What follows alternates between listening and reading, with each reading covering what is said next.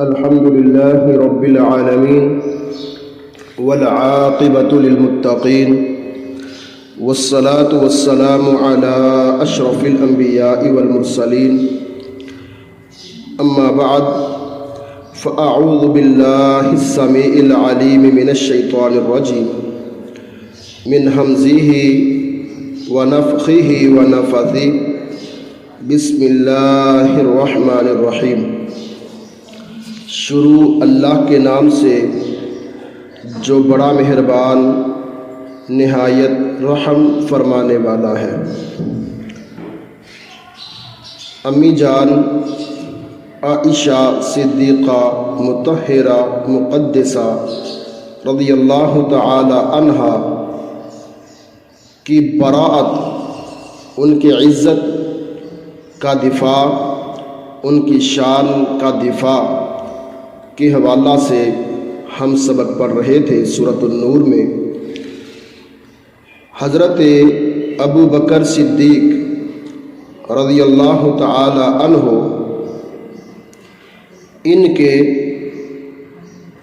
ان کی خالہ زاد بہن یعنی ان کی کزن، آگے ان کا بیٹا، خالہ زاد بہن کا بیٹا یعنی مصطح رضی اللہ تعالی عنہ، ان کے فقیری اور غربت کی وجہ سے ابو بکر صدیق رضی اللہ تعالی عنہ نے ماہانہ وظیفہ مقرر کیا ہوا تھا، ہر مہینے ان کو خرچہ دیتے تھے۔ جب یہ بات ہوئی تو اس کے اندر مصطح بھی شامل تھے، جیسے اللہ پاک نے پیچھے کہا ہے عصبۃ منکم، تم میں سے ہی ایک گروہ ہے۔ ابو بکر صدیق رضی اللہ تعالی عنہ کو تکلیف ہوئی، پریشانی ہوئی کہ ساری دنیا بات کرتی لیکن مصطح بات نہ کرتا۔ خیر انہوں نے قسم اٹھا لی کہ آج کے بعد میں مصطح کو ایک آنا بھی نہیں دوں گا۔ اس حوالے سے اللہ پاک نے یہ جو آج ہم شروع کر رہے ہیں یہ آیت مبارکہ نازل فرمائی۔ وَلَا يَأْتَلِ، اور نہ قسمیں کھائے، وَلَا يَأْتَلِ، اور نہ قسم کھائیں، اولو الفضل، مال والے، منکم، تم میں سے، باتیں نہیں کریں، اوپر توجہ کریں، وَلَا يَأْتَلِ، اور نہ قسم اٹھائیں، نہ قسم کھائیں، اولو الفضل، فضل والے مطلب مال والے۔ مال کا ہونا یہ بھی اللہ کا فضل ہے۔ اولو الفضل، فضل والے، مال والے، منکم، تم میں سے، والسعتی، اور وسعت والے، یعنی مال بھی ہے اور اللہ نے دل بھی وسیع دیا ہوا ہے، مال بھی ہے اور مال بھی وافر ہے، اللہ نے توفیق دی ہے کہ وہ دوسرے لوگوں پر خرچ کریں، اللہ کے راستے میں خرچ کریں۔ وَلَا يَأْتَلِ، اور نہ قسم کھائیں، اولو الفضل، فضیلت والے، منکم، تم میں سے، والسعتی، اور وسعت والے، ان یؤتوا، یہ کہ نہیں وہ دیں گے، اولی القربی، قریبی رشتہ داروں کو، والمساکین، اور مسکینوں کو، والمہاجرین، اور ہجرت کرنے والوں کو، فی سبیل اللہ، اللہ کے راستہ میں، جن کو اللہ نے مال و دولت سے نوازا ہوا ہے، وہ یہ قسم نہ اٹھائیں کہ میں اپنے قریبی رشتہ داروں کو نہیں دوں گا یا مساکین کو نہیں دوں گا۔ مسکین کون ہوتا ہے؟ عام لفظوں میں ہم سمجھتے ہیں کہ جی یتیم وہ ہوتا ہے جس کا والد نہیں ہے، مسکین وہ ہوتا ہے جس کی والدہ نہیں ہے، جبکہ ایسا نہیں ہے۔ مسکین کہتے ہیں وہ شخص جس کے اخراجات زیادہ ہوں اور اس کی آمدنی کم ہو، مطلب ایک انسان آج کے دور کے حساب سے اس کی 10,000 تنخواہ ہے اور اس کے گھر کے جو لوازمات ہیں، اخراجات ہیں، اللہ نے اس کو بیٹیاں دی ہیں، اللہ نے اس کو بیٹے دیے ہیں، بچے چھوٹے چھوٹے ہیں، کرتے ابھی کچھ نہیں ہیں،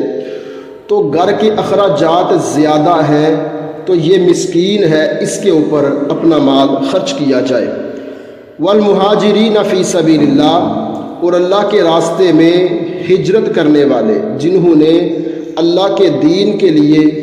ایک علاقے کو چھوڑا ہے، دوسرے علاقے میں آئے ہیں، تو مسلمانوں کا حق ہے کہ ان سے پیار اور محبت کا اظہار کرتے ہوئے ان پر اپنا مال خرچ کریں۔ وَلْيَعْفُوا، چاہیے کہ وہ معاف کر دیں، وَلْيَصْفَحُوا، اور درگزر کریں۔ اللہ پاک کا دیکھیں کتنا پیارا انداز ہے۔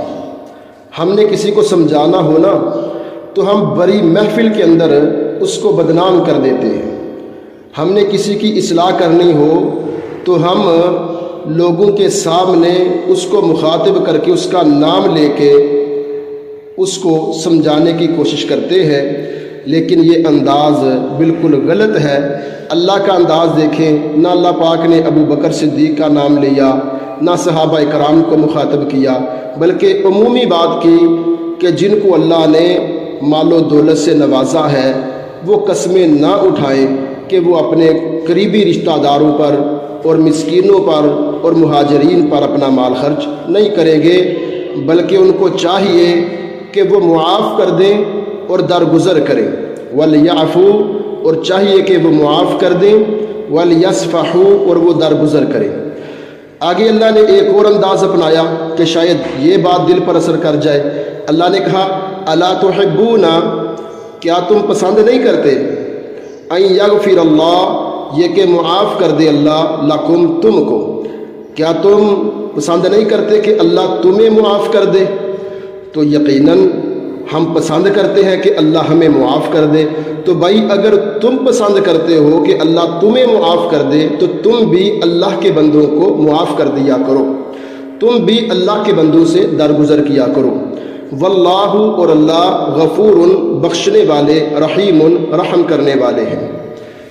یہاں پر ایک تو ابو بکر صدیق رضی اللہ تعالی عنہ کے حوالے سے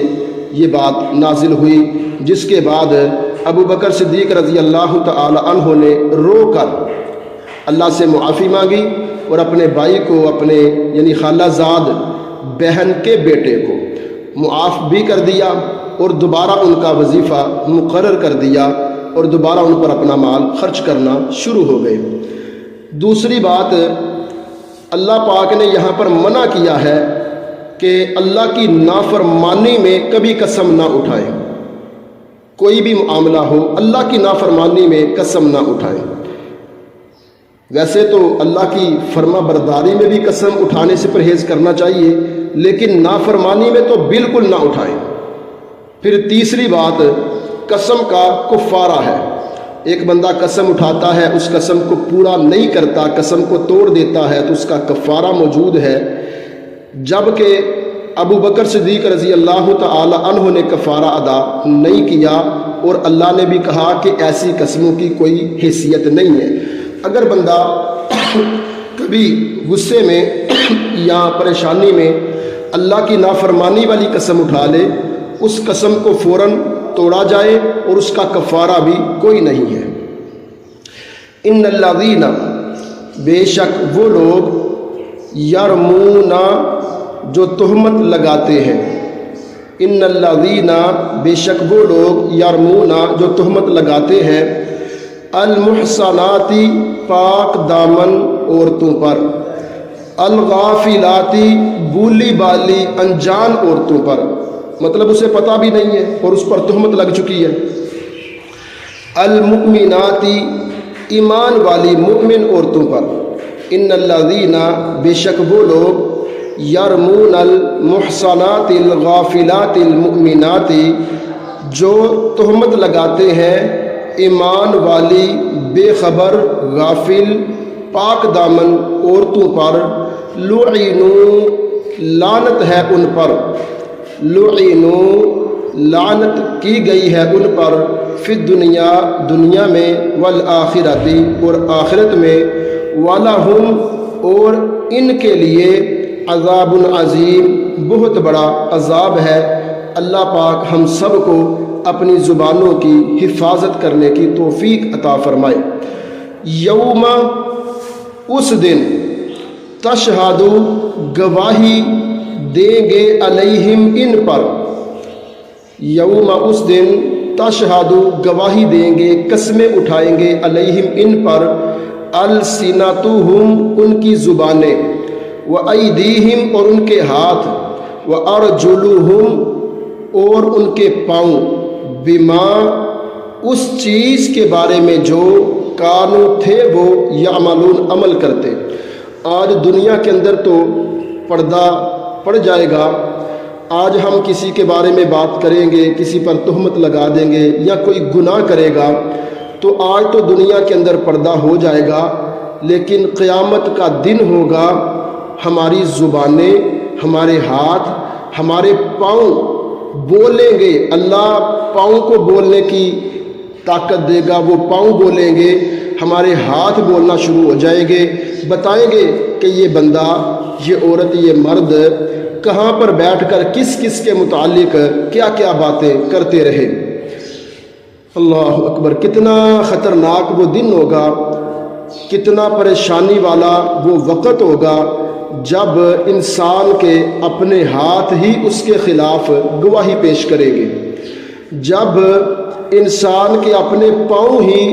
کہ جن قدموں سے چل کر وہ جاتا تھا وہ پاؤں ہی اس کے خلاف گواہی دیں گے۔ یومئذ اس دن، یومئذ اس دن، یوفیہم اللہ پورا دے گا ان کو اللہ، یعنی ہر عمل کا پورا پورا اللہ بدلہ دے گا۔ یومئذ اس دن، یوفیہم پورا پورا دے گا ان کو اللہ، اللہ پاک، دینہم ان کا بدلہ، الحق سچ، بالکل ٹھیک ٹھیک بدلہ دیا جائے گا ہر عمل کا، ہر بات کا۔ وَيَعْلَمُونَ اور وہ جانتے ہیں، یا اس کا معنی ہے وَيَعْلَمُونَ اور وہ جان لیں گے، اس دن وہ جان لیں گے، ان اللہ بے شک اللہ تعالی هو الحق المبین وہی برحق اور ظاہر کرنے والا ہے۔ مطلب ہم بند کمرے میں باتیں کرتے تھے، ہم تو فون پر بات کرتے تھے، کسی کو کانوں کان خبر نہیں ہوتی تھی، ہم تو چھپ کر بات کرتے تھے، لیکن دیکھو اللہ نے ہر بات کو واضح کر دیا ہے۔ الخبیثات ناپاک عورتیں، للخبیثین ناپاک مردوں کے لیے ہے، والخبیثون اور ناپاک مرد، للخبیثات ناپاک عورتوں کے لیے ہے، والطیبات اور پاکیزہ عورتیں، للطیبین پاک مردوں کے لیے ہیں، والطیبون اور پاک مرد، للطیبات پاک عورتوں کے لیے ہیں۔ یہاں پر ایک تو امی جان عائشہ صدیقہ رضی اللہ تعالی عنہا کے حوالے سے بات کی گئی ہے، اور دوسری عموماً پوری امت کے لیے بات ہے کہ بھئی جس طرح ہم نے پیچھے پڑھا ہے کہ ہر انسان کی اپنی اپنی خواہش ہوتی ہے، اچھے لوگ اچھے رشتے تلاش کرتے ہیں، گندے لوگ گندے رشتے تلاش کرتے ہیں، تو کیسے ممکن ہے کہ نبی پاک کے لیے عائشہ کا رشتہ تو اللہ نے طے کیا تھا، تو کیسے ہو سکتا ہے کہ اللہ نے اپنے پاک نبی کے لیے ناپاک رشتہ طے کیا ہو؟ بلکہ ناپاک لوگ ناپاکوں کے لیے ہوتے ہیں اور پاک لوگ پاکوں کے لیے ہوتے ہیں۔ تو اللہ کریم نے اپنے نبی کے لیے جو انتخاب کیا ہے وہ ساری کی ساری عورتیں اور نبی پاک کے سارے صحابہ اور نبی پاک علیہ الصلوۃ والسلام کی ساری اولاد وہ پاک ہیں، ان میں سے کوئی بھی ناپاک نہیں ہے۔ یہاں سے یہ بات بھی ہمارے سامنے آئی کہ رشتے کے معاملے میں جیسا کہ ہم نے پیچھے حدیث مبارکہ سنی، نبی علیہ الصلوۃ والسلام نے فرمایا تھا کہ حسن و جمال کی وجہ سے، قد کاٹ کی وجہ سے، مال و دولت کی وجہ سے اور اخلاق کی وجہ سے رشتے ہوتے ہیں۔ اے میرے صحابہ، فاظفر بذات الدین، تم دین کو ترجیح دینا، اچھے اخلاق کو، اچھے رویوں کو ترجیح دینا۔ تو ہمیں ایسی ہی باتوں کو اپنی اولادوں کے لیے، اپنی بہنوں کے لیے، اپنی بیٹیوں کے لیے، اپنے بیٹوں کے لیے، اپنے بھائیوں کے لیے ایسے ہی ترجیح دینی چاہیے، اور پھر معاملات اللہ کی سپرد کرنے چاہیے۔ تو اچھے لوگ اچھے لوگوں کے لیے بنائے گئے ہیں، اور برے لوگ جو ہیں ان کا ٹھکانہ بری ہی جگہ ہے۔ تو ہمیں جو ہے ایک دوسرے کی عزت کی حفاظت کرنی چاہیے۔ اولئک، یہ لوگ، مبرؤون، مبرہ ہے، بری ہے، مما، اس سے جو، یقولون، وہ کہتے ہیں۔ یہ لوگ یعنی پاک لوگ جو ہیں بری ہیں اس سے جو کافر لوگ، مشرک لوگ، برے لوگ ان کے بارے میں باتیں کرتے ہیں، خیال کرتے ہیں۔ اللہ اکبر۔ لہم، ان کے لیے، مغفرۃ، مغفرت ہے، ورزق کریم، اور عزت والا رزق ہے۔ یہ بات ہم سب کے لیے بھی ہے کہ جب ہم دین کے لیے نکلتے ہیں، پڑھتے ہیں، یا پھر ہم دین کا کام کرتے ہیں، تو ہر بندے کا اپنا ذہن ہوتا ہے۔ لوگ مختلف قسم کی بات کر دیتے ہیں، اور بسا اوقات تو بات کرنے والا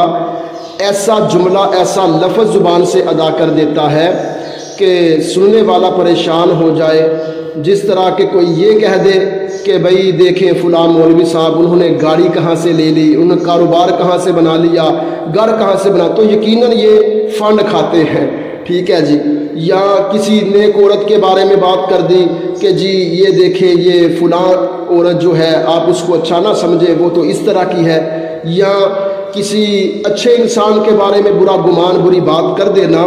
تو اللہ پاک کہتے ہیں اولئک مبرؤون مما یقولون لہم مغفرۃ ورزق کریم۔ لوگوں کی باتوں سے پریشان نہیں ہونا، آپ اپنا کام جاری و ساری رکھیں۔ انشاءاللہ یہ جو آپ دین کا کام کر رہے ہیں، اس کے بدلے میں اللہ پاک آپ کو معاف بھی کرے گا اور عزت والا رزق بھی دے گا۔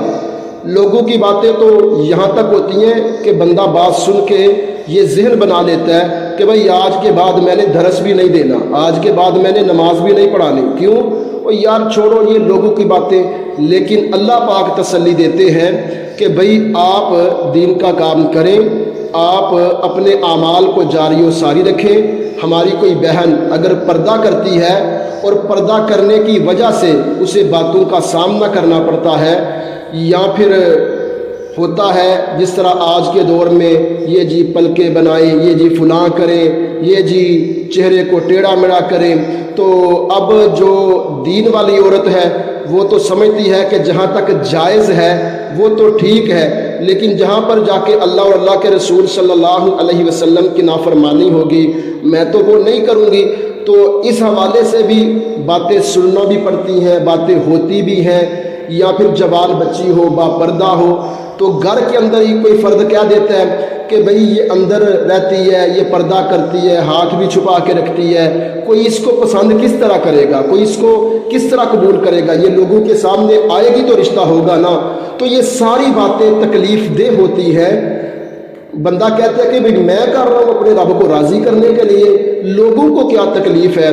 تو آپ اگر اپریشیٹ نہیں کر سکتے، آپ اگر تسلی نہیں دے سکتے، تو خدا را غلط جملہ بھی ادا نہ کریں۔ تو اللہ پاک تسلی دے رہے ہیں اولئک مبرؤون مما یقولون، لوگ جو باتیں کرتے ہیں یہ اس سے بری ہے۔ لہم مغفرہ، انشاءاللہ ان پردوں کی وجہ سے، ان حیا کی وجہ سے، ان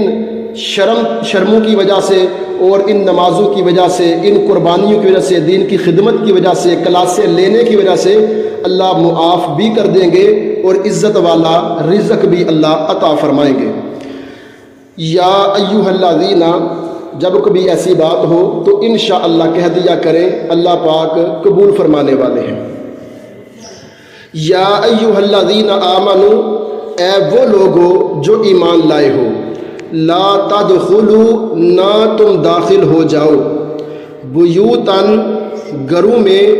غیر بیوتکم اپنے گھروں کے سوا، جب بھی کسی کے گھر جانا ہو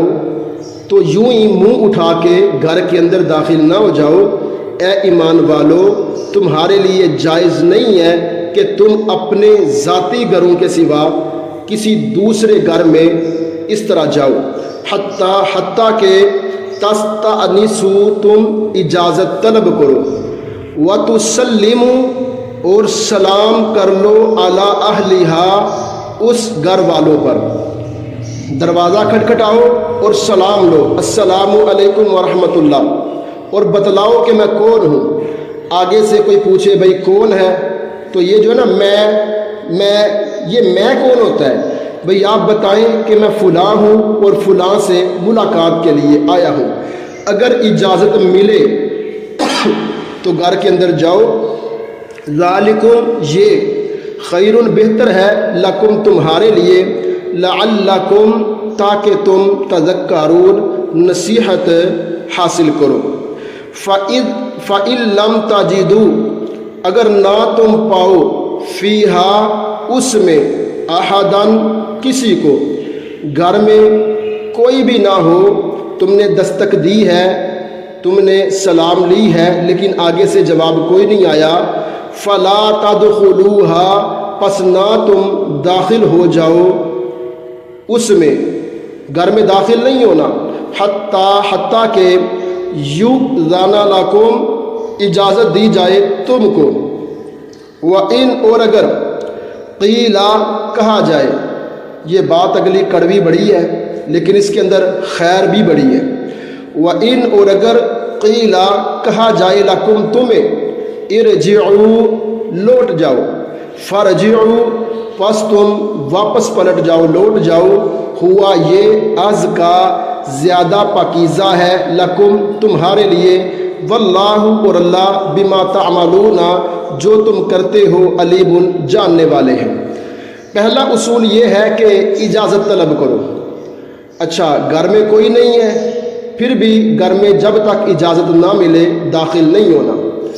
100 معاملات ہیں، گھر میں کون کس حالت میں بیٹھا ہوا ہے، کس حالت میں لیٹا ہوا ہے، اس لیے اجازت نہیں ہے۔ حدیث مبارکہ کے مطابق تو اپنے والدین کے کمرے میں جانے کی اجازت نہیں ہے،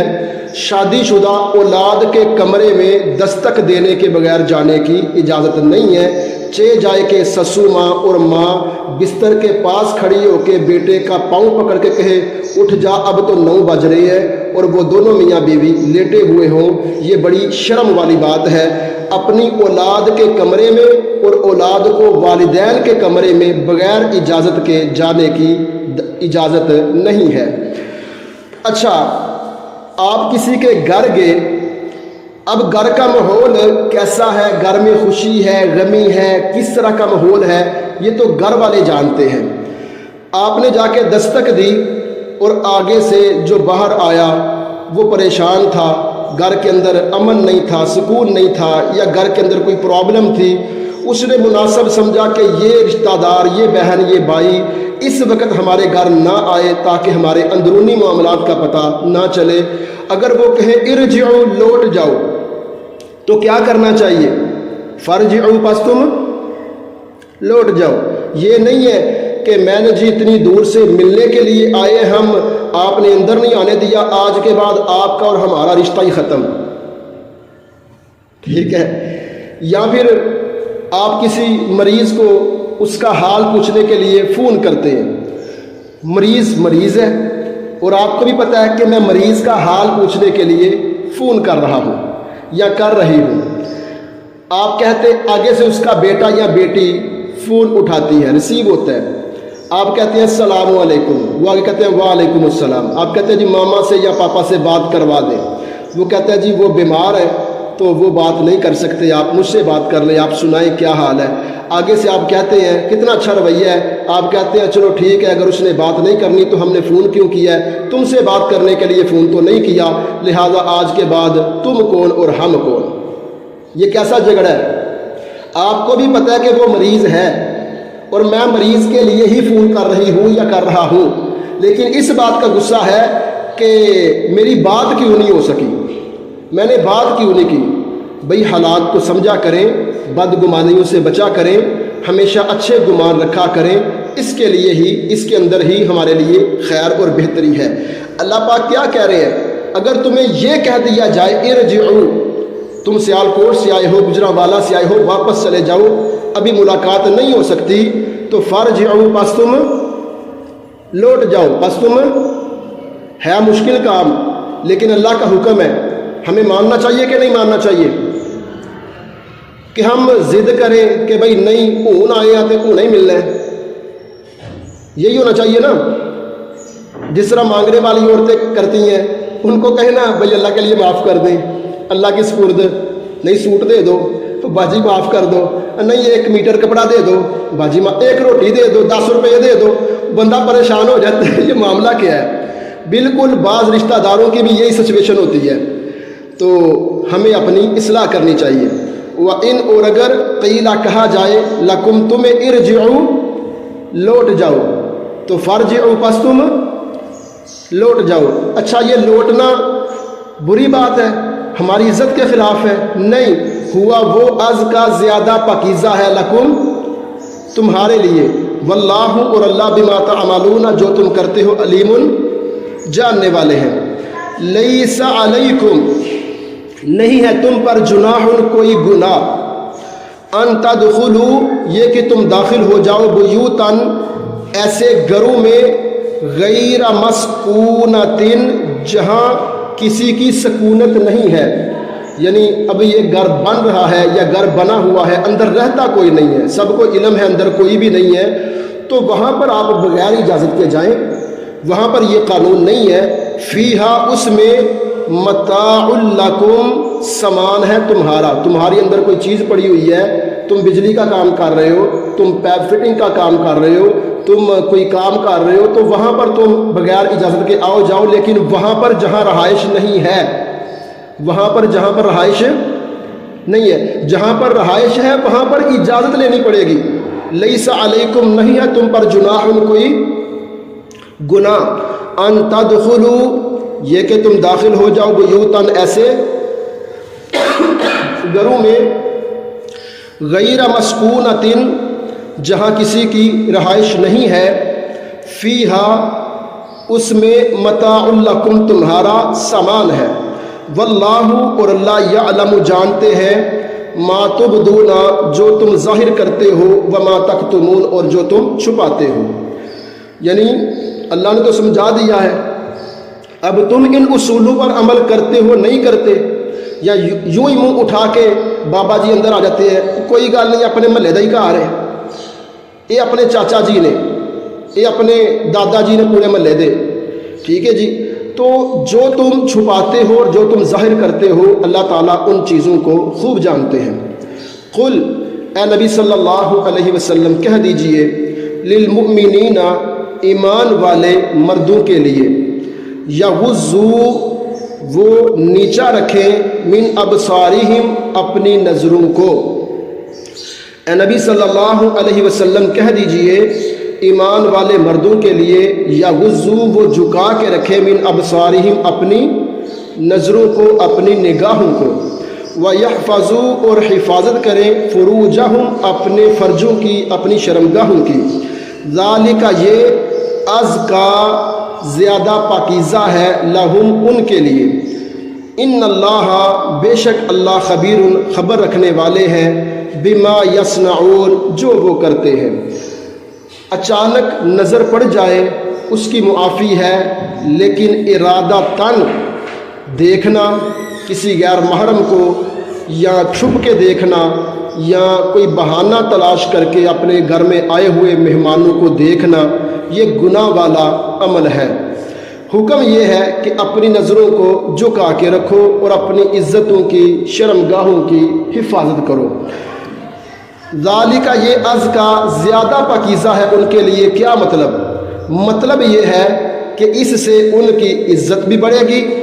اور ان کے اعمال بھی، ان کی خلوت بھی پاکیزہ رہے گی۔ وقل، اور اے نبی صلی اللہ علیہ وسلم کہہ دیجئے، للمؤمنات، ایمان والی عورتوں کے لیے، مردوں کو حکم ہے نظروں کو جھکا کے رکھیں، اور عورتوں کو اجازت نہیں ہے کہ وہ نظریں اٹھا کے رکھیں، بلکہ عورتوں کو بھی حکم ہے یغضضن، وہ جھکا کے رکھیں، من ابصارہن، اپنی نگاہوں کو، ویحفظن، اور وہ حفاظت کریں، فروجہن، اپنی شرمگاہوں کی، ولا یبدین، اور نہ وہ ظاہر کریں، زینتہن، اپنی زینت کو، الا، مگر، ما ظہرا، جو خود ظاہر ہو، منہا، اس سے۔ کیا مطلب؟ میری کسی بیٹی نے، کسی بہن نے پردہ کیا ہوا ہے، اب لباس تو نظر آ رہا ہے، یا کوئی چیز پکڑتے وقت ہاتھ تو نظر آ جاتے ہیں، یا ہاتھوں پہ بھی گلابز ہیں تو گلابز تو نظر آتے ہیں، جوتا نظر آ رہا ہے، تو اس پر کوئی گناہ والی بات نہیں ہے، بس وہ اپنی زینت کو، اپنے چہرے کو، وہ چیزیں آگے ذکر آ رہا ہے کہ کس کس سے پردہ ہے اور کیسا پردہ ہے۔ تو ولا یبدین، اور نہ وہ ظاہر کرے، زینتہن، اپنی زینت کو، الا، مگر، ما ظہر منہا، جو خود ظاہر ہو ان سے، ولیضربن، اور چاہیے کہ ولیضربن، وہ ڈالے رہیں، لے کے رکھیں، بخمورہن، اپنی اوڑھنیاں، اپنی چادریں، علی جیوبہن، اپنے سینوں پر، مطلب اپنے پورے بدن پر۔ یہاں سے یہ بات بھی واضح ہوئی کہ ہماری بعض بیٹیاں، بعض بہنیں وہ پردہ بھی کرتی ہیں، لیکن وہ برقع جو ہوتا ہے یا چادر جو ہوتی ہے وہ ٹائٹ جسم کے ساتھ لپکی ہوئی ہوتی ہے، چمٹی ہوئی ہوتی ہے، تو اللہ نے حکم دیا ہے وَلْيَضْرِبْنَ بِخُمُرِهِنَّ، چاہیے کہ وہ ڈالے رکھے اپنی اوڑھنیاں، عَلَى جُجُوبِهِنَّ، اپنے گرے بانوں پر، اپنے سینوں پر، مطلب کہ جسم واضح نہ ہو، وَلَا يُبْدِينَ زِينَتَهُنَّ، اور نہ وہ ظاہر کرے اپنی زینت کو، الا، مگر، لِبُعُولَتِهِنَّ، اپنے خاوندوں پر،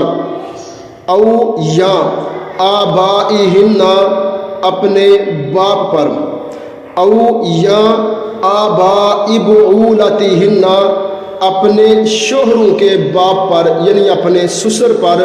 جو سسر ہوتا ہے وہ بھی باپ ہے، اس سے پردہ نہیں ہے، او، یا، ابنائہن، اپنے بیٹوں پر، او، ابنائی بعولتہن،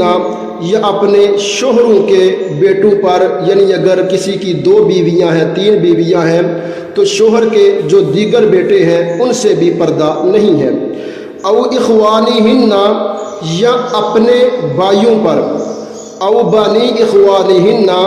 یا اپنے بھائی کے بیٹوں پر، یعنی بتیجوں پر، او بنی اخواتہن، یا اپنی بہنوں کے بیٹوں پر، یعنی بانجے جو ہیں، او نسائہن، یا اپنی مسلمان عورتیں۔ اللہ اکبر۔ ایک حدیث کا مفہوم ہے کہ کافر عورتیں اور وہ عورتیں جن کو آپ جانتے نہیں ہیں ان سے بھی اپنی زینت کو چھپانا یہ زیادہ بہتر ہے۔ او نسائہن، یا اپنی مسلمان عورتیں، او ما ملکت ایمانہن، یا جن کے مالک ہوئے تمہارے دائیں ہاتھ، یعنی تمہارے گھروں میں کام کرنے والی عورتیں، تمہاری کنیزیں، او التابعین، یا خدمتگار مرد، مطلب وہ کافر مرد کہ جو آپ کو مال غنیمت میں ملے ہیں، وہ آپ کے گھر کا کام کرتے ہیں، تو ان سے بھی پردہ نہیں ہے، لیکن اگر ہم اپنی مرضی سے کوئی ملازم رکھتے ہیں، وہ کافر نہیں مسلمان ہے، تو اس سے پردہ ہے۔ او التابعین، یا خدمتگار مرد، غیر اولی الاربا،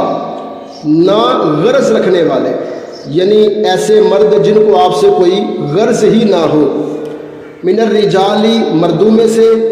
او الطفل الذین، یا ان لڑکوں سے، لم یظہروا،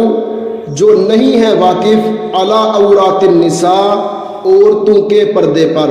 یعنی اگرچہ غیر محرم ہے لیکن چھوٹا بچہ ہے اور وہ بچہ اتنا سمجھدار اتنا سیانہ نہیں ہے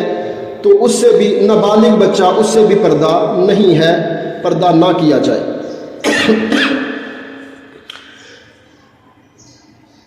وَلَا يَضْرِبْنَ اور نہ وہ مارے بِأَرْجُلِهِنَّ اپنے پاؤں لِيُعْلَمَ تاکہ پہچان لیا جائے، وَلَا يَضْرِبْنَ اور نہ وہ مارے بِأَرْجُلِهِنَّ اپنے پاؤں لِيُعْلَمَ تاکہ جان پہچان لیا جائے ما یخفین جو وہ چھپائے ہوئے ہیں، مطلب عورتوں کو پازیبیں اور جوتے وغیرہ بھی وہی استعمال کرنے چاہیے کہ وہ غیر مردوں کے پاس سے گزریں تو ان کی زینت ظاہر نہ ہو۔ وَتُوبُوا إِلَى اللَّهِ مَا يُخْفِينَ جو وہ چھپا رہے ہیں من زینتہن اپنی زینت سے، وَتُوبُوا إِلَى اللَّهِ جَمِيعًا اور تم سب کے سب اللہ سے توبہ کیا کرو، ایھا المؤمنون اے ایمان والو، لعلکم تفلحون تاکہ تم فلاح پا جاؤ۔ یہ قانون ہے۔ اب یہاں پر وہ رشتے بتائے گئے جن کے سامنے زینت کو ظاہر کرنا ہے۔ سوال یہ ہے کہ بعض لوگ کہتے ہیں جی چہرے کا پردہ یا ہاتھوں کا پردہ نہیں ہے، تو ہمیں تو یہی سمجھ آئی ہے کہ شوہر کے علاوہ جتنے رشتے یہاں پر ذکر ہوئے ہیں ان کے سامنے عورت کیا ظاہر کرتی ہے؟ چہرہ ظاہر کرتی ہے، ہاتھ ظاہر ہو گئے، یا کبھی تھوڑے تھوڑے بازو ظاہر ہو گئے، یا پاؤں ظاہر ہو گئے۔ یہی چیزیں اپنے والدین جو ہے یا بھتیجے بانجے جو ہے، یہی چیز ان کے سامنے ظاہر کی جا سکتی ہے۔ تو حکم یہ ہے کہ ان کے علاوہ دوسروں کے سامنے زینت کو ظاہر نہیں کرنا۔ تو اس کا مطلب یہ ہے کہ ہاتھ پاؤں اور چہرے کا پردہ ہے، جس طرح صحابیات کیا کرتی تھی۔ بعض لوگ کہتے ہیں جی چہرے کا واضح حکم نہیں ہے۔ بھئی واضح حکم نہیں، اللہ پاک نے بڑے طریقے کے ساتھ سارے مسئلے کو واضح کر دیا ہے۔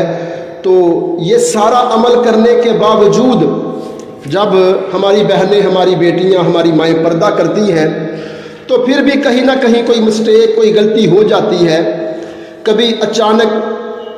دیور سامنے آ گیا، جیٹھ سامنے آ گیا، کبھی اچانک خود بندہ ایسی حالت میں چلا گیا کہ چہرے کا پردہ نہیں کر سکا، تو اللہ تعالیٰ یہاں پر یہی حکم دیتے ہیں وَتُوبُوا إِلَى اللَّهِ جَمِيعًا أَيُّهَا الْمُؤْمِنُونَ اے ایمان والو، یہ عمل کرنے کے ساتھ ساتھ اللہ سے توبہ کرتے رہنا ہے، لَعَلَّكُمْ تُفْلِحُونَ تاکہ تم فلاح پا جاؤ۔